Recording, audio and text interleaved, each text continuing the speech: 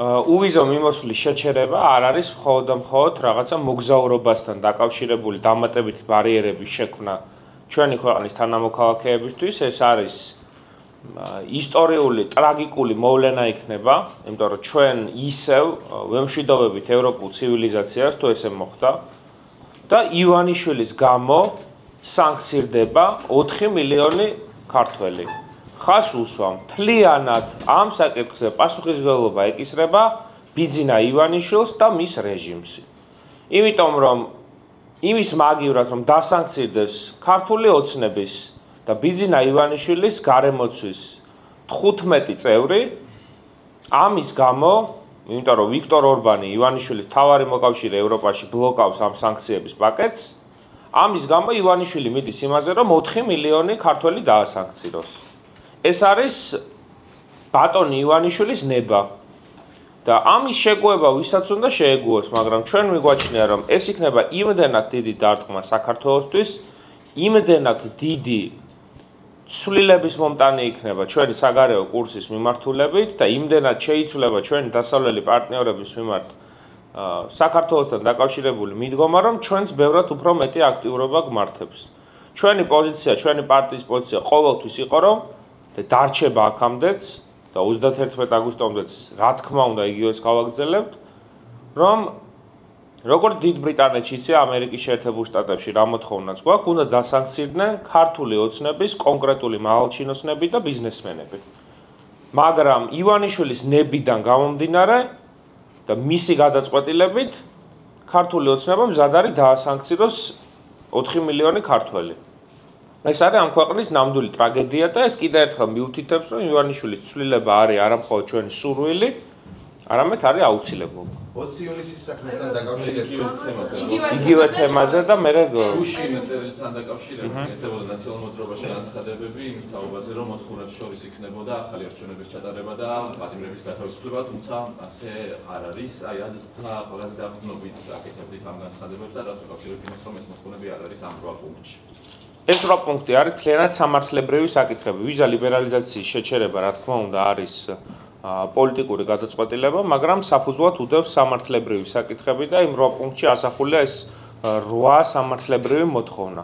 რაც შეეხება პოლიტიკურ მოთხოვნებს, დამერწმუნეთ, ამ ქვეყანაში არჩევნები რო არ გაყალბებულიყო და პოლიტპატიმრები არ იყვნენ ციხეში და ამ ქვეყანაში მედიას რო არ დევნიდნენ და ასე შემდეგ, ეს საკითხი საერთოდ არ დადგებოდა, მათ შორის ის 8 პუნქტიც. გუშინელი განცხადებები არის რა ხნობით კეთდებოდა.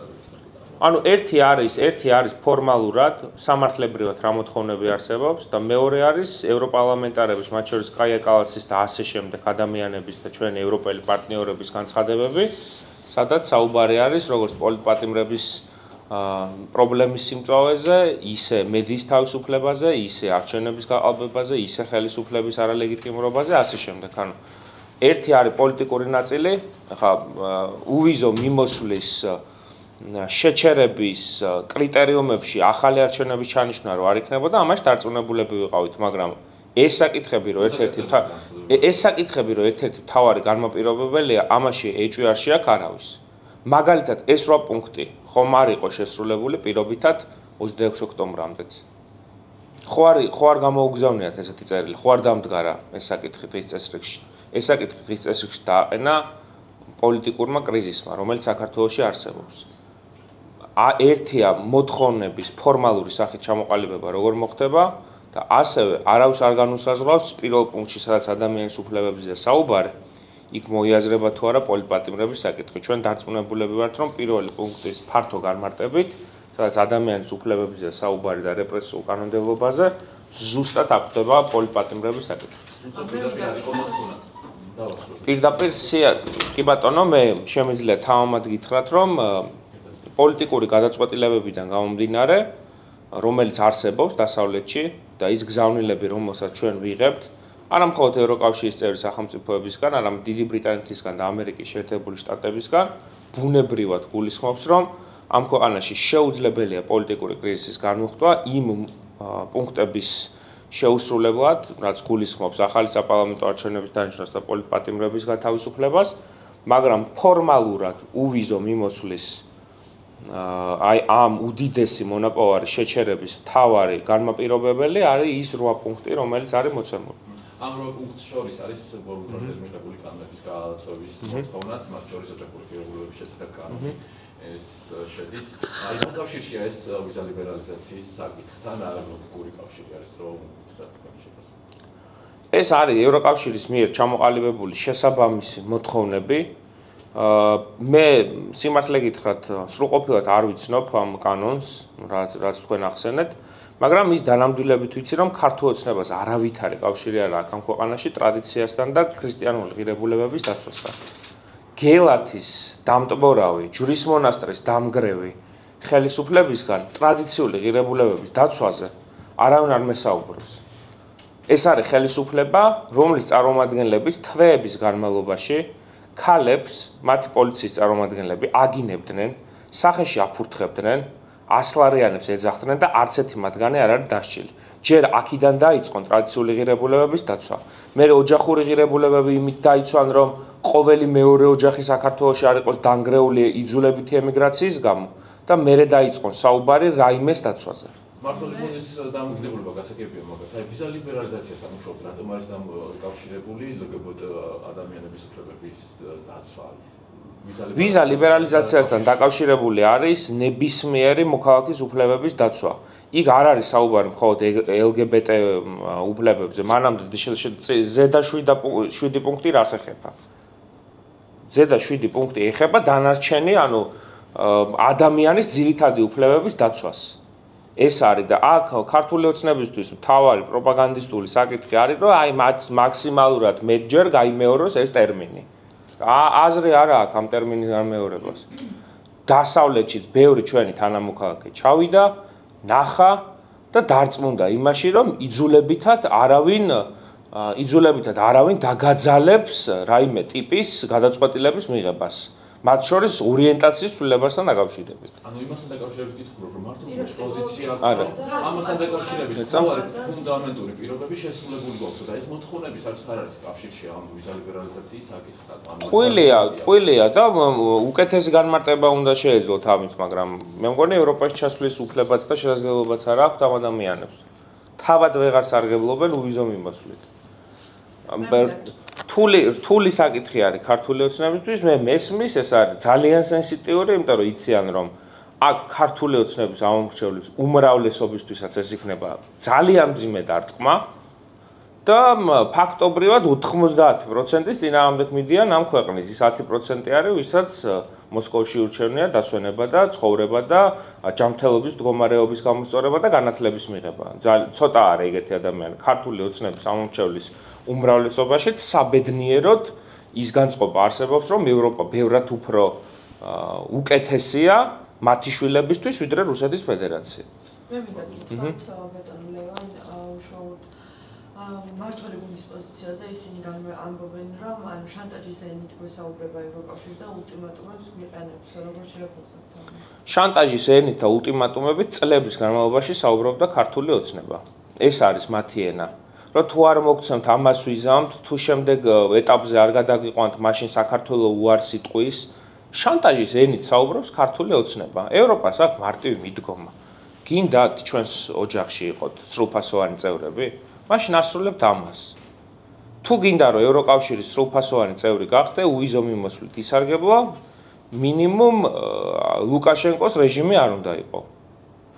და მე მგონი ძალიან სამართლიანი მოთხოვნაა, რომ თუ კი გსურს ევროკავშირის წევრობა, არჩევნებს არ უნდა აყალბებდე, პოლიტპატიმრები არ უნდა გყავდეს, ადამიანის უფლებების შელახვით არ უნდა იყო დაკავებული, მედიას არ უნდა დევნიდე, კორუფციაში არ უნდა იხჩობოდე და რუსეთის ფედერაციის მხარეს არ უნდა იყო. ძალიან სამართლიანი მოთხოვნებია, ჩემი აზრით თითოეული მათგან. მათ შორის ის სამართლებრივი მოთხოვნები, რაც უშუალოდ უვიზო მიმოსვლასთან არის დაკავშირებული, იმიტომ რომ კარგად უნდა გვესმოდეს, რომ გარდა სამართლებრივი მოთხოვნებისა, რა თქმა უნდა, არსებობს ამის პოლიტიკური მოთხოვნებიც.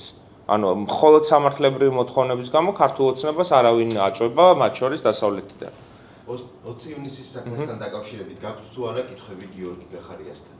ჩვენ ეს კითხვები გვაქვს, ჩვენ ეს კითხვები გვექნება, დღის წესრიგიდან არ მოგვიხსნია, მაგრამ მიგვაჩნია, რომ ამ კითხვების დასმის უფლება არ აქვს არც დღევანდელ პროკურატურას, არც დღევანდელ სასამართლოს, არც თეატრულუკიანს, არც ოზარ სუბარს, არც ბიძინა ივანიშვილს. იმიტომ რომ ყველა ჩართული იყვნენ 20 ივნისის საქმეში. ჩვენ მიგვაჩნია რომ ეს კითხვები მეც არ უნდა დავსვა, ეს შეკითხვები უნდა დასვა სამართლიანმა სასამართლომ და პროკურატურამ, იმიტომ რომ 20 ივნისი 2019 წლის 20 ივნისი იყო საქართველოს ისტორიაში პირველი პროდასავლური აქცია, რომელიც სისხლით დაირბა. შესაბამისად, მე მიმაჩნია, რომ ყველა შეკითხვაზე უნდა მოვისმინოთ პასუხი, მათ შორის ბატონი გიორგი გახარიასგანაც, რომელიც დარწმუნებული ვარ, ბევრ საკითხზე არ ამბობს ბოლომდე სიმართლეს. მათ შორის როგორი იყო 20 ივნისის დარბევის დროს ბიძინა ივანიშვილის ჩართულობა. არჩევნებზე მინდა კითხოთ, როგორც ვიცით, ლელოს და გიორგი გახარიას საქართველოს პარტია შორის გაფორმდა მემორანდუმი და უკვე დაგვიდასტურეს, რომ მერობის ნეიტრალური საერთო კანდიდატზე კონსულტაციები გახსნილია. თქვენ როგორ უყურებთ ზოგადად აი მერობის საერთო კანდიდატების იდეას, მათ შორის როდესაც ვიცით, რომ ეს ორი პარტია უშუალოდ პარტიის ლიდერები ხაზარაძე და გახარია ერთმანეთის მიმართ საკმაოდ მწვავე კრიტიკული და ესე ვთქვათ, ყველანაირი ჩარჩოს გაცდენილი ფრაზებით ამკობდნენ ხოლმე ერთმანეთს, მათ შორის სოციალური ქსელების მეშვეობით, ალიანსით რო შეგვიფასოთ მემორანდუმი და ვის ვფიქრობთ, ვინ იქნება შესაბერისი მერობის კანდიდატი მათთვის, იმიტომ რომ განიხილებოდა დაიწერა ასევე ალიკო ელისაშვილზეც მათ შორის.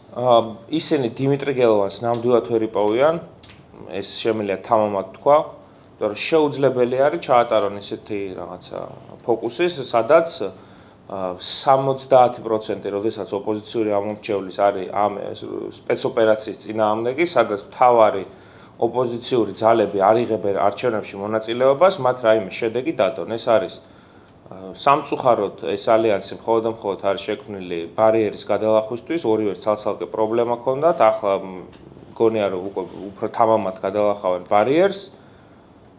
ის პოლიტიკაში საქართველოში ნამდვილად არ არის ის ეტაპი ჯერჯერობით არ დამდგარა რომ რაღაცა წარსულში არსებითი გადაფასება მოხდეს ვინ რას აკეთებდა, მაგრამ გუშინ და გუშინ წინ აბრალებდნენ ერთმანეთს რომ რუსულ საქმეს აკეთებდა, მაგალითად გიორგი გახარია, როდესაც პარლამენტის მანდატებს არ თმობდა, ამ წუთასაც არ აქვს დათმობილი, მაგრამ ბევრი შეკითხვა არსებობს. ჩემთვის მაგალითად უფრო საინტერესო არის თბილისის მერობის კანდიდატზე მეტად ანაკლიის მაჟორიტარობის კანდიდატი ვინ იქნება. გახარიას პარტიის წარმომადგენელი თუ ლელოს წარმომადგენელი, იმიტომ რომ ერთი პარტია ლელო მხოლოდ და მხოლოდ თავის დროზე ამ მიზნით შეიქმნა, რომ ანაკლიის სპორტის პროექტი ჩავეშალა და ხა მაგალითად თვითმმართველობის არჩევნები როცა ტარდება და ანაკლიაში ვიღაც იყრის მაჟორიტარად კენჭს, მისი მთავარი დაპირება რა უნდა იყოს? სპორტის შენობები ხო უნდა იყოს? და რომელი პარტია აყენებს იქ საერთო კანდიდატს, ჩამშლელი თუ ვისაც უნდა ეშენებინა. და არ ვიცი, მე მგონია რომ სამწუხაროდ საზოგადოების რეაქცია მათ ნახეს და იძულებული გახდნენ რომ მოსისხლენ მტრები გაერთიანებული იყვნენ ბარიერის გადალახვის მიზნით. მეტი არაფერს არ ემსახურება, იმიტომ რომ ბრძოლა, ჩემი აზრით, უფრო დაუნდობელი და ყოვლის მომცველი არის იმ მხარეს, ვინც არ თანამშრომლობს ივანიშვილის რეჟიმთან და არ რისკავს არსებული სტატუს-კვოს ჩამოშლით. და მეორის მხრივ ისინი მოგიწოდებენ, ყეითდება ყოველდღურად მოწოდებები მათ შორის სხვადასხვა ეთერებიდან, რომ ვერ მოიგებს ვერაფერს ოპოზიცია ბოიკოტითო და გაერთიანებისკენ მოგიწოდებთ მათ. და ისინი მოიგებენ? ისინი მოიგებენ? მათი ამ ნაბიჯით ძალიან ზრდიან იმის შანსს, რომ ბიძინა ივანიშვილმა მოიგოს. ჩვენი გეგმა არის ის, რომ მინიმუმ ბიძინა ივანიშვილს არ მივცეთ ლეგიტიმაცია. ანუ ხო საუბრობენ, სად არის თქვენი გეგმა, წარმოადგენთ თქვენი გეგმა. ჩვენი გეგმა არ არის ბიძინა ივანიშვილისთვის ლეგიტიმაციის მიცემა, იმიტომ რომ ბიძინა ივანიშვილს ამ არჩევნებში გახარიას და ლელოს წინააღმდეგ ერთი ხმის გაყალბება არ დაჭირდება, იმიტომ რომ მათემატიკურად მათი მხარდაჭერა არის ძალიან მცირე. მათი ამომრჩევლის 60% ერთი პარტიის და მეორე პარტიის 40% არ მიდის არჩევნებს. ჩვენი ამომრჩეველი კი არა, მათი ამომრჩეველი არ მიდის. იმდენად ჩემი აზრით გასაგებია, რომ ეს არ არის არჩევნები, ეს არის სპეცოპერაცია, რომლის მთავარი მიზანიც არის ივანიშვილისთვის ლეგიტიმაციის მიცემა და ჩვენ ამ სპეცოპერაციაში მონაწილეობას არ მივიღებთ. მათ შორის არც მეორე ადგილის გამო, არც მთავარი ოპოზიციონერი პარტიის სტატუსის გამო, არც მთავარი ოპოზიციონერის სტატუსის გამო. ჩვენთვის ეს არის ნაკლებად მნიშვნელოვანი. ან ვიგებთ და ივანიშვილის ხელისუფლება მიდის, ან საქართველო ხდება რუსეთის სრულფასოვანი ნაწილი. შუალედური გამოსავალი არ არსებობს, რომ საკრებულოდან ვეჭიდაოთ ხალხს, რომელიც მაგალითად ვიზა ლიბერალიზაციას ვაკარკინებს. გუშინ კიდევ ერთხელ გაისმა ოპოზიციის გაერთიანებისკენ მოწოდება, ამჯერად მამუკა ხაზარაძემ მოუწოდა ოპოზიციას გაერთიანებისკენ. თქვენ როგორ ფიქრობთ, ხომ არ არის ეს საზოგადოების შეცდომაში შეყვანის მცდელობა და ოპოზიციის რებრენდინგის მიმართ გადადგმული ძალისხმევა? მე მხოლოდ იმის თქმა შემიძლია, რომ ამ წუთის მდგომარეობითაც ბატონ მამუკა ხაზარაძეს შეუძლია შემოუერთდეს ოპოზიციურ ერთობას, შეეშვან ვიწრო პარტიული ინტერესის გატარებას, გარისკვას, რომ ივანიშვილის ხელისუფლება მიიღოს ლეგიტიმაცია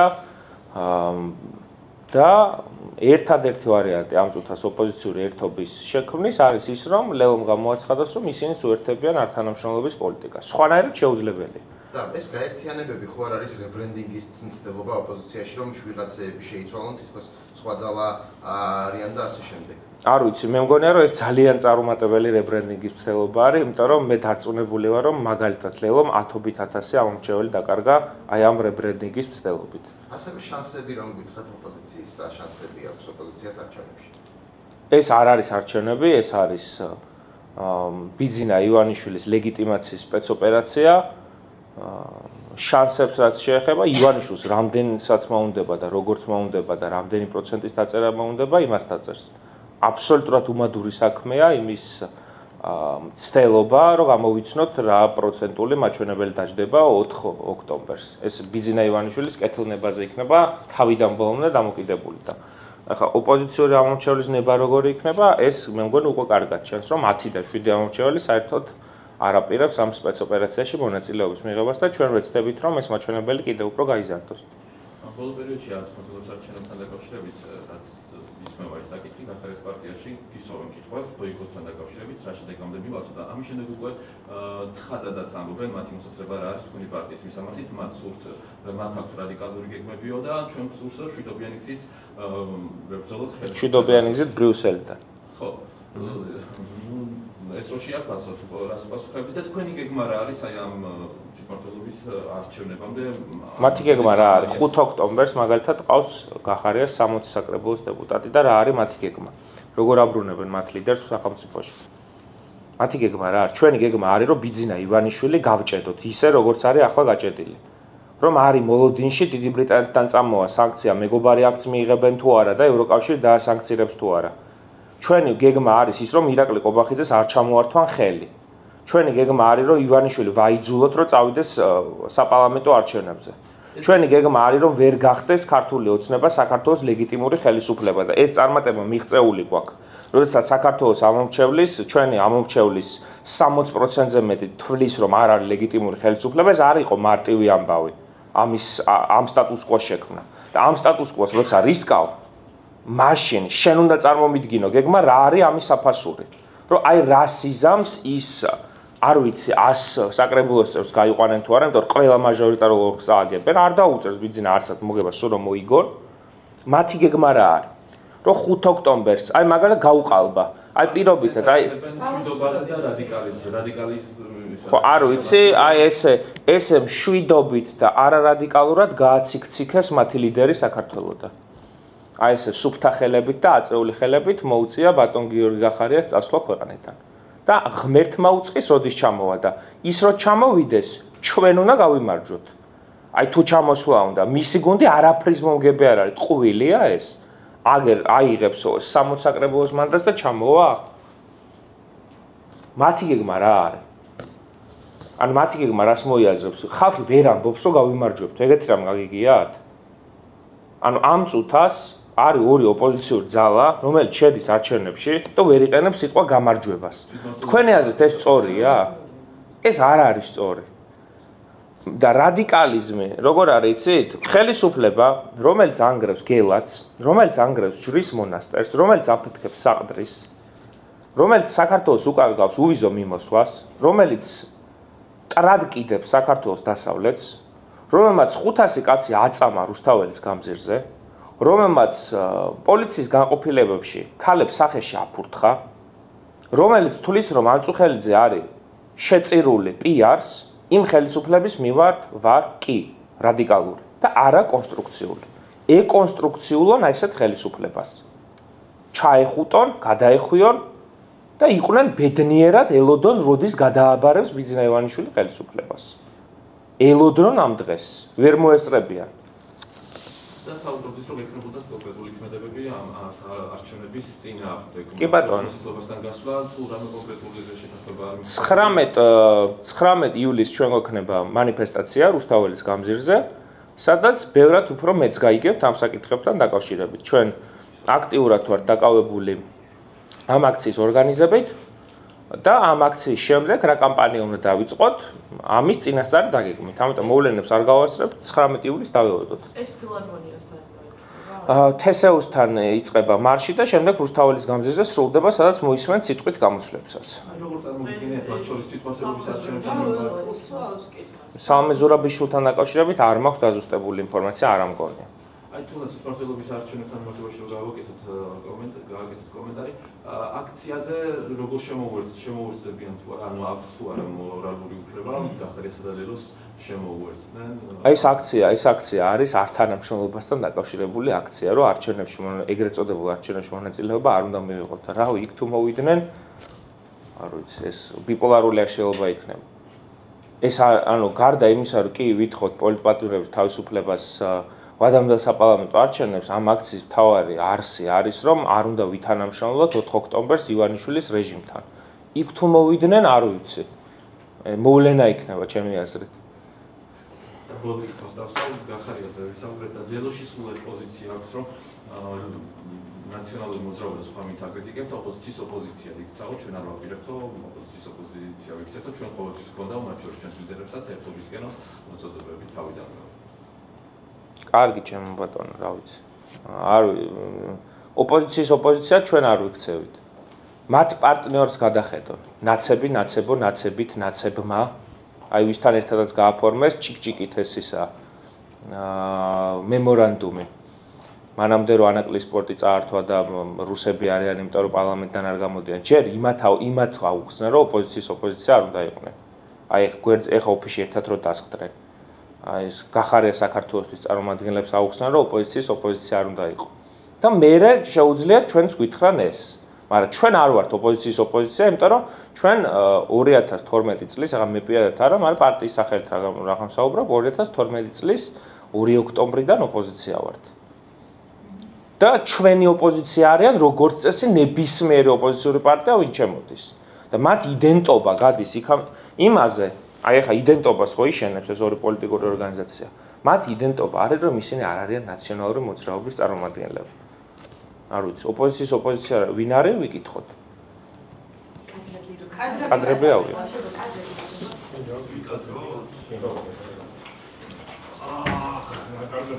კომუნიკაცია მას შემდეგ რაც თქვენს რომ აი თქვენ ამბობთ რომ გვაქვს მუდმივად კომუნიკაცია და აი მას შემდეგ ამის შემდეგ მხოლოდ არ ვიცი პირადი კომუნიკაცია ადამიანური პოლიტიკური კომუნიკაცია აღარ შემდგარა როგორც რაღაც პარტიის წარმომადგენლებთან შეხვედრა იმიტომ რომ სამწუხაროდ ჩვენ ძალიან დიდი ენერგია ქონდა ამას ჩადებული რომ ლელოს გახარიაზე საერთოდ არ ვჯავრობთ და მათი პოზიცია ბევრად უფრო ადრე იყო ცნობილი ლელოს ეს გადაწყვეტილება არ მიიღო. მიიღეს ეს გადაწყვეტილება და სამწუხაროა.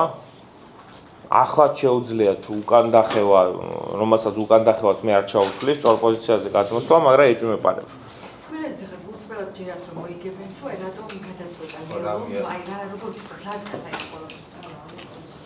რა ვიწრო პარტიული ინტერესები და იმის რწმენა, რომ მათ აღარ ჯერათ, რომ ამ ბრძოლაში ამ წუთის მდგომარეობით გამარჯვება შეგვიძლია. ქუჩის პროტესტის არ ჯერათ და მათ არ ჯერათ რომ ამ ქვეყანაში ქუჩიდან კლასიკური ფორმით ქუჩიდან შესაძლებელია ხელისუფლების იზოლება რომ დაინიშნოს ვადამდელი საპარლამენტო არჩევნები. არ ვიცი მაგალითად ისინი მუდმივად საუბრობენ რომ რუსთაველის გამზირზე პროტესტი განილია და ჩემი აზრით მათი პარტია განილია და არა რუსთაველის გამზირზე პროტესტი. იმიტომ რომ მას შემდეგ რაც ლელომ ეს გადაწყვეტილება მიიღო, ყოველ საღამოს რუსთაველის გამზირზე უფრო მეტი ადამიანი იკრიბება, ვიდრე ლელოს ლიდერშიპი, რომელიც დიდმა ნაწილმაც დატოვა ამ კამპანიის დროს გუნდი. მაგრამ ეს ჩემი საქმე არ არის, ლელოში რა გადაწყვეტილებები იქნება მიღებული. აი სანამ მიიღებენ ამ გადაწყვეტილებას, რა კომუნიკაცია ხომ არ ქონდა თქვენ პარტიასთან, როგორც დიდ ოპოზიციას, ყველაზე დიდ ოპოზიციურ პარტიასთან, აი ჩვენ ასე ვაპირებთ და მაგალითად თქვენ რა. ცნობილი ხარ იყო თქვენ. ჩვენთან მათი კომუნიკაცია მუდმივად იმეორებდა იმას, რომ ამ გადაწყვეტილებას მიიღებდნენ, მაგრამ იყო რაღაც ეტაპები, სადაც ამბობდნენ, რომ აი ხოლმე თბილისში გავიდეთ, სხვაგან არ გავიდეთ. რაღაც მომენტი იდგა, რომ ჩვენ ვთვლით, რომ შეიძლება მიიღოთ გადაწყვეტილება არ შესვლასთან დაკავშირებით, მაგრამ განსაკუთრებით მათ შემდეგ, რაც მოხდა მათი ლიდერების დაჭერა და დაკავება, ლელოს პოზიცია, ჩემი აზრით, მათ შორის იმ ადამიანების, ვინც გარეთ დარჩა, საბოლოოდ გადაიხარა იმისკენ, რომ არჩევნებში უნდა შესულიყვნენ, იმიტომ რომ თვითონ რომ მე თუ არ შევიდოდნენ არჩევნებში, ეს ჩაითვლებოდა უკან დახევად და მე ეს არასწორი მგონია, უკან დახევად არავინ არ ჩაუთვლიდა სწორ პოზიციაზე დადგომას. თუ ეცადეთ აი გადარწმუნებას, თუნდაც აი ჩვენ ყველაფერი გავაკეთეთ ამისთვის, რომ ნუ გარდა საჯარო მიმართვების პირადი კომუნიკაციებიც იყო არაერთგზის. ჩვენი ლიდერების მხრიდანაც, მაგრამ ნუ სამწუხაროდ რაც არის, ეს არის. თუთქუშის პროტესტში ძალიან აქტიურად მონაწილეობდნენ იგივე მარშების დროს, მამუკა ხაზარაძეს უწინ იდგა და ასე შემდეგ. აქამდე თუ ელოდებით აი 19-ში რომ გამოჩნდებიან ეს ადამიანები. არ ვიცი, ახლა მე არავის არ უსშლი იქ მოსვლას, კაცო, ამის უფლება არც მაქვს და არც მივცემ საკუთარ თავს, მაგრამ არ ვიცი, აქციის მთავარი მიზანი არის გარდა იმ ორი მოთხოვნისა იმის დასაბუთება, რომ რეჟიმთან არ უნდა ითანამშრომლო 4 ოქტომბერს და თანამშრომლობს ეს ხალხი და თუ უნდათ მოვიდნენ, მაგრამ ეგ ისეთი აქცია არის ხა. ლელომ რო ჩაატაროს მაგალითად აქცია, რომ რა კარგია თვითმმართველობის არჩევნები და მე მივიდე ხა, რა ვიცი. არასწორი.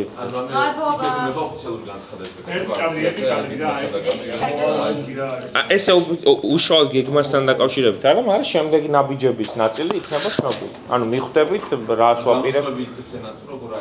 გამოსვლები იქნება და მოისმენთ ჩვენი მოქმედების კონტურები, როგორი იქნება და დროთა განმავლობაში მე ყოველდღიურად მიიღებთ ცნობებს, რას, როგორ, სად და რანაირად ვაკეთებ. ვინ იქნება თქვენთან ერთად?